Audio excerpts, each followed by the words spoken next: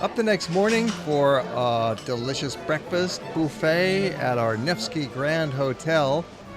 It's great to start the day with a good meal and conversation with your fellow travelers, especially in such a comfortable room as this. The Nevsky Grand is a very nice hotel. It's actually quite new, recently opened here in the heart of downtown.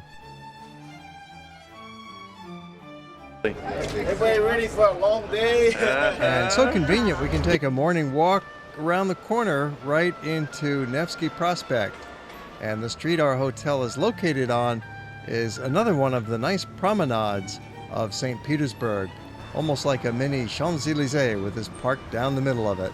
Nevsky Prospect is the main street of St. Petersburg, lined with shops and restaurants, over 2 miles long. Nevsky is the best shopping strip that St. Petersburg has to offer, filled with thousands of residents out for a walk, so it's a fine place for serious spending and people watching.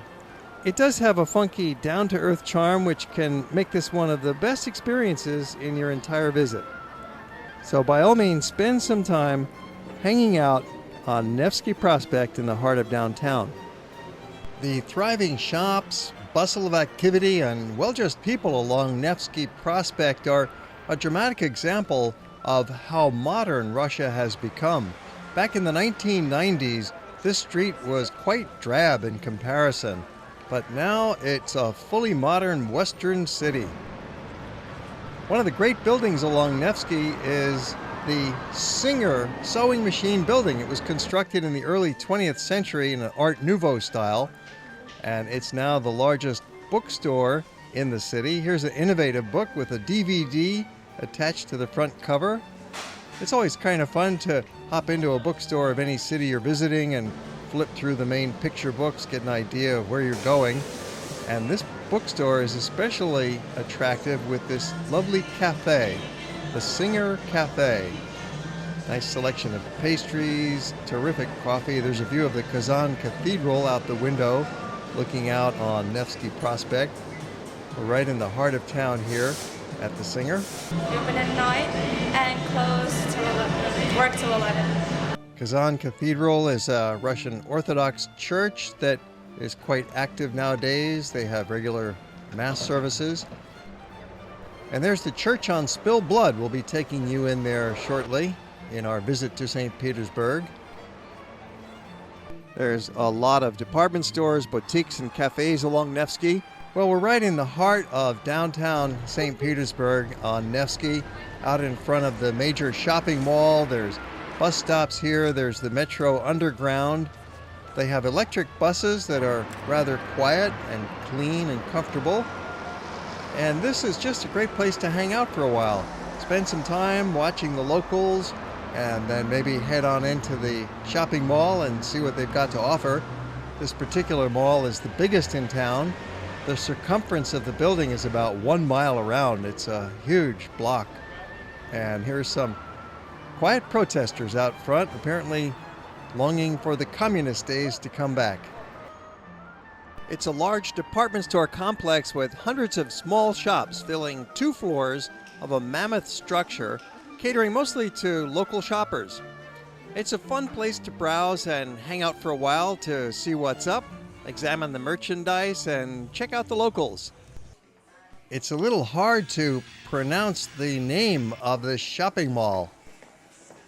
Gostiny Dvor. Гость is guest. Гость. Is guest, Gostiny Dvor. Guests were merchants before. So it's a fun place for us to hang out for a while and see what's up, see what kind of merchandise they have on the shelves, check out the local people and their clothing, and see how things are generally here in the heart of St. Petersburg at the biggest shopping mall. Just over a decade ago, these shops had very few items due to a depressed economy that was tightly controlled by communist bureaucrats. So the merchants have really come a long way. The shopping building was originally constructed during the late 18th century to original designs by Rastrelli as a merchant's arcade, and it's been nicely renovated while retaining that historic character that makes it a most unusual department store. And they have a convenient cafe in the arcade of the upper level. Good place to grab an inexpensive snack or a sweet or just have a drink and sit down and rest up a bit. There's quite a few of these cafes and coffee shops scattered throughout the downtown area now. Another sign of the modernization of St. Petersburg. And they've really cleaned up the central part of the city. You don't see much in the way of graffiti. They keep the sidewalks clean. The thriving shops, bustle of activity, and well-dressed people along Nevsky Prospect are a dramatic example of how modern Russia has become. Back in the 1990s, this street was quite drab in comparison, but now it's a fully modern Western city.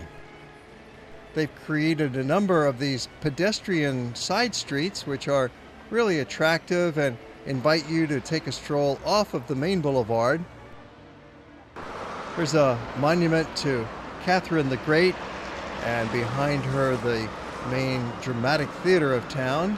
Right along Nevsky there's a series of parks, and then when you go one block in, you get to some other lovely parks and squares. There's a monument to Rastrelli, the great architect who designed many of the palaces and much of the Hermitage for Catherine the Great, an Italian architect.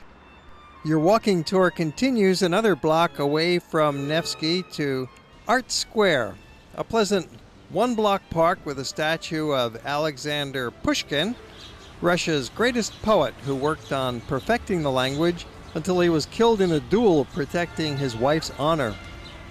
This is just by the Grand Hotel Europe. The Russian Museum is at the back of the square, but enter only if you want to see obscure local artists you have never heard of.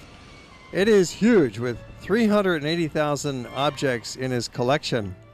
There's also an anthropological museum facing the square that has a very nice collection of folk art and native costumes and technology from cultures around the world, particularly from the Russian area.